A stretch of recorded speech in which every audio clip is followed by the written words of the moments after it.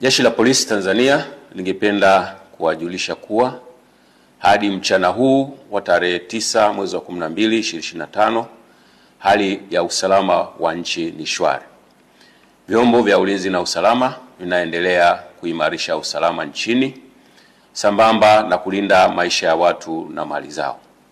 Aidha, Jeshi la Polisi lingependa kutoa wito kwa wananchi kuendelea kuzipuuza picha mjongeo na picha mnato zinazoendelea kusambazwa kwenye mitandao ya kijamii zikionyesha kwamba kuna maandamano yameanza maeneo mbalimbali. Taarifa hizo sio sahihi.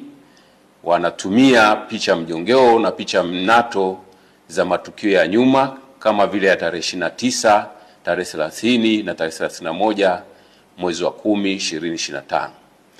Sambamba na hilo, wenye nia ovu wanaendelea kutumia picha mjongeo za matukio ya nyuma. Kwa mfano, kuna tukio la Juni 2025 ambalo kabila la Wamasai walikuwa wanafanya sherehe zao za jando katika msitu wa Tanapa, lakini imesambazwa kwenye mitandao ya kijamii ikionyesha kwamba Wamasai wameanza kudai haki zao huko jijini Arusha. Tunaendelea kuwahimiza Watanzania kuendelea kuzipuuza picha za aina hiyo kwa sababu zina lengo la kuwahadaa kwamba kuna maandamano yanafanyika.